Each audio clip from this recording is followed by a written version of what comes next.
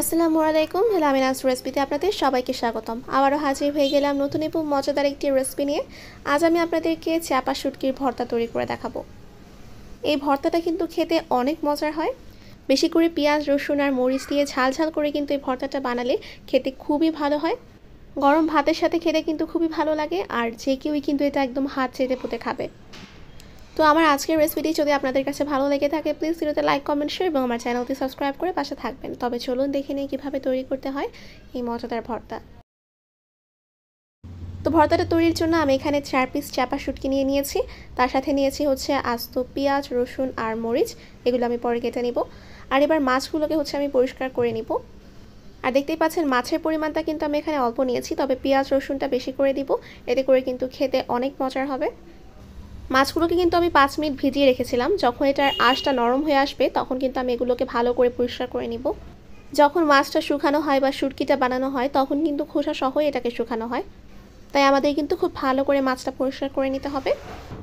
তো এবার আমি চুলায় একটি প্যান বসিয়ে নিয়েছি, মধ্যে দিয়ে দিয়েছি 1 টেবিল চামচ পরিমাণ সয়াবিন তেল। এর ভিতর আমি দিয়ে দিচ্ছি হাফ কাপ পরিমাণ পেঁয়াজ কুচি আর হাফ কাপ পরিমাণ রসুন কুচি। এবার খুব ভালো করে আমি এগুলোকে ভেজে নিব। আমি যেহেতু পরে সরিষার তেল অ্যাড করব, তাই এখানে তেলের পরিমাণটা কম দিয়েছি। শুধু ভাজার জন্যই যতটুকু লাগে আমি তেলটা এখানে দিয়েছি। পেঁয়াজটাকে হালকা করে একটু ভেজে নিব। তারপর হচ্ছে আমি এখানে মরিচটা দিয়ে দিব। আমি এখানে কাঁচা মরিচ দিয়েই করছি ভর্তাটা, তবে আপনারা চাইলে শুকনো মরিচ দিয়েও করতে পারেন। কাঁচা মরিচ আমি এখানে দিয়েছি 10-12টার মতো আস্তা কাঁচা মরিচ। এবার খুব ভালো করে আমি এগুলোকে ভেজে নিচ্ছি। আর এই ভর্তাটা কিন্তু আমি পাটায় করব। আর দেখুন এরই মাঝে কিন্তু পেঁয়াজ রসুন ভাজা হয়ে গিয়েছে, তো আমি এগুলোকে তুলে নিলাম। এবার যে তেলটা ছিল ওই তেলের ভিতরেই আমি এই শুটকি মাছগুলোকেও ভাজতে দিয়েছি। দেখতেই পাচ্ছেন মাছগুলোর আমি দিয়ে দিয়েছিলাম তেলে, তারপর এক সাইড ভাজা হয়ে গেলে আরেক সাইডে উল্টে দিচ্ছি। তো এই ভর্তায় মাছের পরিমাণটা অল্প দিলেও কিন্তু পেঁয়াজ রসুনের পরিমাণটা বেশি করে দিতে হবে।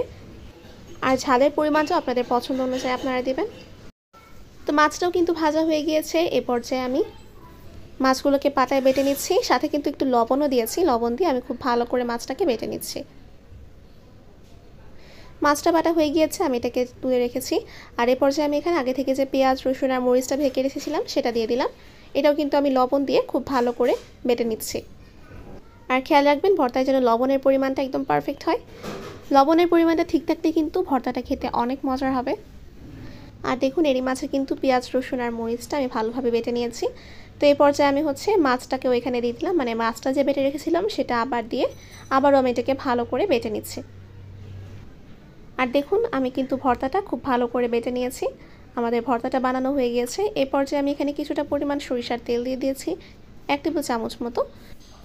তারপরে খুব ভালো করে মিশিয়ে নিয়ে আমি এটাকে একটি ডিশে সার্ভ করে নিচ্ছি, আপনাদের সাথে শেয়ার করছি। তো দেখুন এরই মাঝে কিন্তু তৈরি হয়ে গেল আমাদের মজাদার চাপা শুটকির ভর্তা। এই ভর্তাটা কিন্তু গরম গরম ভাতের সাথে খেতে অনেক ভালো লাগে।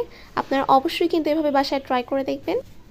আর এই ঝাল ঝাল ভর্তাটা খেতে কিন্তু আমার খুবই ভালো লাগে।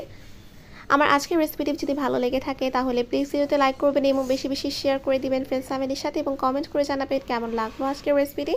এবং এই ধরনের পারফেক্ট নতুন এবং মজাদার রেসিপি পেতে এখনই আমার চ্যানেলটি সাবস্ক্রাইব করে নোটিফিকেশন বেলটিও কিন্তু অন করে রাখবেন। তো আজকে এই পর্যন্তই। আপনাদের সবাইকে ধন্যবাদ ভিডিওটি শুরু থেকে শেষ পর্যন্ত দেখার জন্য। সবাই ভালো থাকবেন। ফিরে আসবো আবার নতুন কোনো রেসিপি নিয়ে। আল্লাহ হাফেজ।